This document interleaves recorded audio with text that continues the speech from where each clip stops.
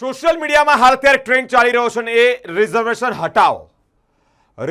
હટાવોનો આ ટ્રેન્ડ જ્યારે સુરતમાં વ્યાપક પ્રમાણમાં અનેક લોકો જોડાયા હોય, અનેક પાટીદારો જોડાયા હોય અને તે અંતર્ગત પાટીદાર અનામત આંદોલનના પૂર્વ નેતા અલ્પેશ કથિરિયાનું નિવેદન સામે આવ્યું છે. સોશિયલ મીડિયામાં ટ્રેન્ડ ખૂબ ચાલી રહ્યો છે કે રિઝર્વેશન હટાવવું જોઈએ અને તે અંતર્ગત અલ્પેશભાઈએ પોતાની પ્રતિક્રિયા આપી છે. પાટીદાર અનામત આંદોલનના પૂર્વ કન્વીનર અલ્પેશ કથિરિયાનું મહત્વનું નિવેદન સામે આવ્યું છે.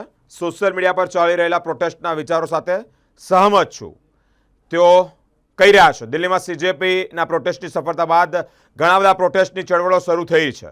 સોશિયલ મીડિયામાં રિઝર્વેશન પર આરએચએની મુવમેન્ટ ચાલી રહી છે. મારું સ્પષ્ટ માનવું છે કે અનામત અંગે ચર્ચા થવી જોઈએ, રિફોર્મ થવું જોઈએ અને તેમાં સુધારો થવા જોઈએ, તેવું અલ્પેશ કથિરિયા કહી રહ્યા છે. આજે આવકો છુપાવીને ખોટી રીતે લાભ લેવામાં આવી રહ્યો છે. જેને લાભ મળવો જોઈએ તેને છેવાડાના નાગરિકને લાભ મળતો નથી. જે તે રાજ્ય, પ્રદેશ, કેન્દ્ર સરકાર રિઝર્વેશન પરના બધા જ કારણો પરની ચર્ચા કરી અનામત નીતિની સમીક્ષા કરવી જોઈએ, તો અલ્પેશ કથિરિયા કહી રહ્યા છે.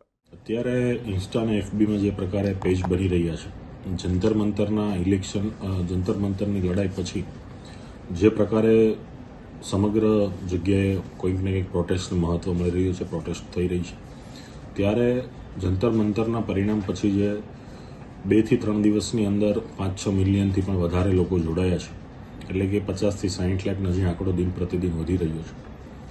એવી ઘણી બધી મુવમેન્ટો સોશિયલ મીડિયામાં ચાલી રહી છે. પણ મુવમેન્ટના મુદ્દા શું છે, કઈ એની માગણી છે, હજી સ્પષ્ટતા થઈ નથી. પણ મને લાગે છે કે રિઝર્વેશનની પોલિસી કે અનામતની જે પણ પોલિસી છે એમાં સમીક્ષા થવી જોઈએ. આઝાદીના 75 વર્ષ પછી અનામતની નીતિની સમીક્ષા એટલા માટે જરૂરી છે કે આજે એક ક્રીમ વર્ગ છે જેનો લાભ લઈ રહ્યો છે.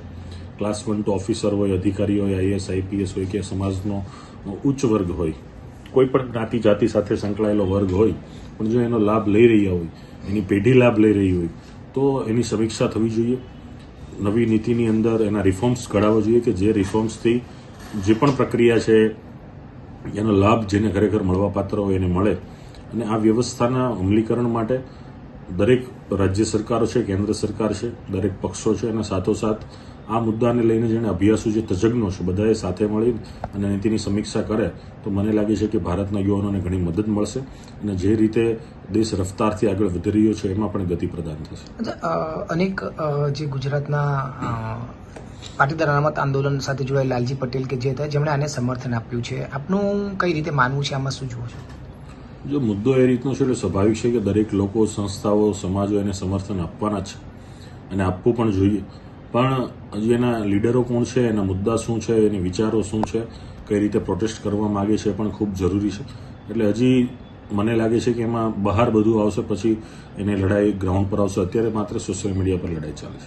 આપનું વ્યક્તિગત શું માનવું છે જે રીતે અત્યારે વિચારો સોશિયલ મીડિયા? મારા વ્યક્તિગત બાબતે સ્પષ્ટ માનવું છે કે આઝાદીના 75 વર્ષ પછીની પ્રક્રિયાના અનુસરણમાં અનામતની નીતિની ખૂબ ગહેરાઈથી, ઊંડાઈથી અને સાથોસાથ સંવેદનશીલતા સાથે એની ચર્ચા થવી જોઈએ અને એની સંપૂર્ણ સમીક્ષા પણ થવી જોઈએ અને આ નીતિની અંદર રિફોર્મ્સ પણ થવા જોઈએ.